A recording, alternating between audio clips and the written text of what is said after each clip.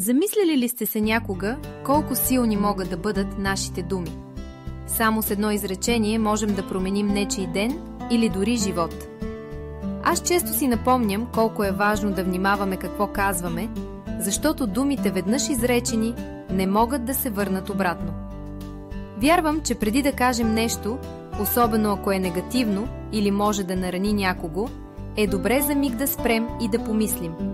Наистина ли искам това да излезе от устата ми?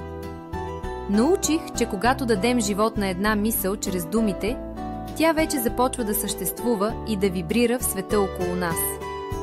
Дори най-малкото нещо казано на глас има енергия, която може да влияе на другите.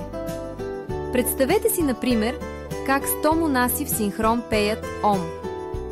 Тази могъща вибрация на един единствен звук, усилен от толкова много хора, буквално променя атмосферата наоколо и се усеща като вълна от енергия. Това е доказателство колко голяма сила имат думите ни. Така че всеки път, когато се изкуша да кажа нещо прибързано, си спомням този пример и се опитвам първо да преценя дали наистина думите ми ще донесат нещо добро или ще създадат излишно напрежение.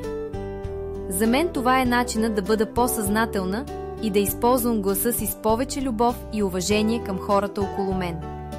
Благодаря ти за отделеното време и ще ми е радост да се абонираш, за да споделяме още. С топлина, Зорница Сребрева.